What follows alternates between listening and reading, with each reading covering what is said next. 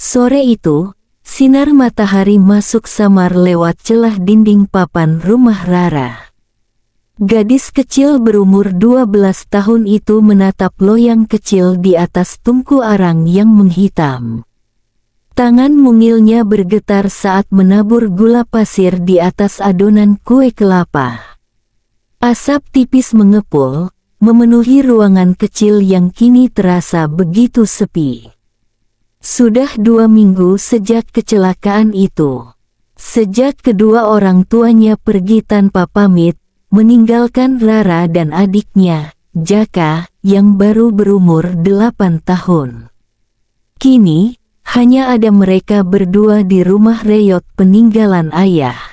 Rara mencoba kuat, meniru cara ibunya dulu tersenyum meski letih.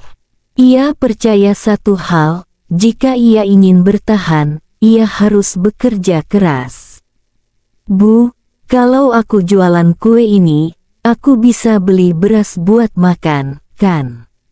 Bisiknya pelan, menatap foto lama ayah dan ibu yang tergantung di dinding, bingkainya sudah retak. Sore menjelang petang, Rara menggendong keranjang kecil berisi kue hangat buatan tangannya. Ia berjalan menyusuri gang sempit kampung, suaranya lirih namun tegas. Kue kelapa manis, masih hangat, buatan sendiri. Sebagian orang menatap iba, sebagian lagi hanya lewat tanpa menoleh. Tapi Rara tidak berhenti. Setiap kue yang terjual berarti satu langkah lagi agar Jaka tidak tidur lapar malam ini. Saat matahari tenggelam, Rara menghitung uang recehan di tangannya. Tidak banyak, tapi cukup untuk membeli sedikit beras dan minyak goreng. Dengan langkah pelan, ia pulang, berharap Jaka sudah tidur. Di rumah, ia melihat adiknya berbaring di tikar, memeluk perut seperti menahan lapar. Rara duduk di sampingnya, menatap langit-langit rumah yang mulai bocor, dan untuk pertama kalinya hari itu, air matanya menetes pelan. Bukan karena lelah, tapi karena rindu. Bu, ayah, Rara janji bakal kuat. Rara gak mau Jaka kelaparan lagi. Aroma kue kelapa manis memenuhi ruangan kecil itu, aroma yang dulu selalu mengundang tawa ibu di dapur. Kini, hanya menjadi aroma kenangan yang menenangkan sekaligus menyayat. Langit sore itu hitam pekat. Angin berhembus kencang membawa aroma tanah basah, dan tak lama kemudian, hujan turun deras membasahi jalan-jalan kampung. Di tengah dinginnya sore, Rara berlari kecil sambil menutupi keranjang kuenya dengan kain lusuh.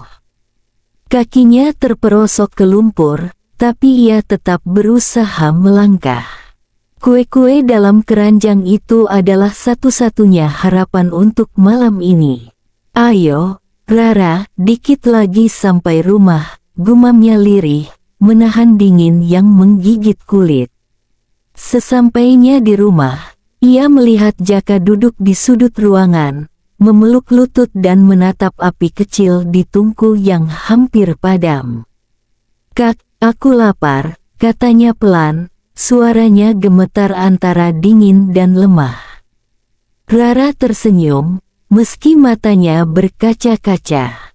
Ia membuka keranjang, mengambil 2 potong kue yang tersisa lembek dan setengah basah karena hujan. Ini, makan dulu ya, Dik.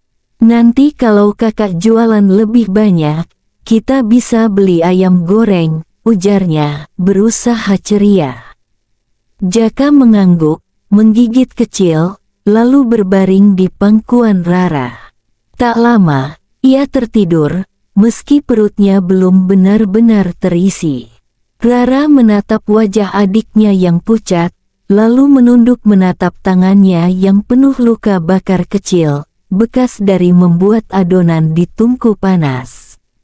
Air matanya jatuh tanpa bisa ditahan. Ia tidak tahu sampai kapan bisa kuat seperti ini. Namun di tengah kesedihan itu, kenangan suara lembut ibunya berbisik dalam ingatannya. Nak, kalau kamu buat sesuatu dengan cinta, dunia akan ikut merasakannya. Keesokan paginya, Rara kembali berjualan di depan sekolah. Udara masih lembab setelah hujan semalam. Ia menata kue di atas kain bersih, berharap ada yang membeli.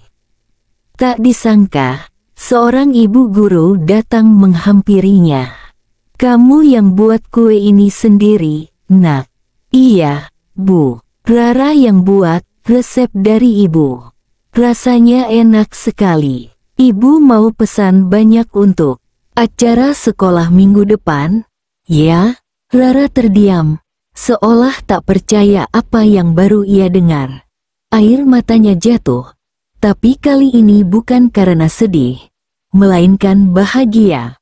Untuk pertama kalinya, seseorang percaya pada hasil tangannya.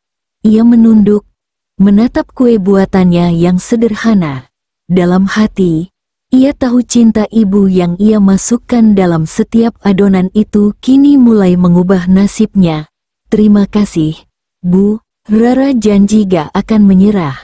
Di langit, matahari mulai muncul malu-malu di balik awan. Setelah sekian lama, hari itu terasa sedikit lebih hangat bagi Rara dan Jaka. 8 tahun telah berlalu sejak hari hujan itu. Dari gadis kecil dengan tangan penuh luka dan air mata, kini Rara berdiri di depan sebuah toko mungil bertuliskan papan kayu sederhana. "Rara's Bakery," dari dapur ibu. Setiap pagi, aroma kue kelapa manis memenuhi udara. Orang-orang datang berbondong-bondong membeli kue buatannya. Ada ibu-ibu, anak-anak sekolah, bahkan pegawai kantoran yang sengaja mampir karena katanya, rasa kue Rara hangat seperti pelukan ibu sendiri. Rara tersenyum setiap kali mendengarnya. Di balik senyum itu, ada perjalanan panjang penuh luka dan doa yang ia lewati.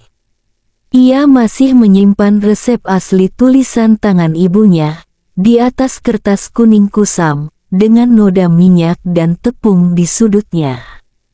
Setiap kali membaca tulisan itu, matanya selalu berkaca-kaca. "Bu, lihat deh, Rara beneran bisa bikin toko, kayak mimpi kita dulu." Sore itu, saat toko hampir tutup, seorang pemuda datang dengan ransel di punggung Jaka. Kini ia sudah dewasa, kuliah di kota, dan sering membantu promosi toko kakaknya lewat media sosial. "Kak, pesanan hari ini laris banget. Banyak yang bilang kue Kak Rara rasanya bikin inget rumah," katanya sambil tersenyum bangga.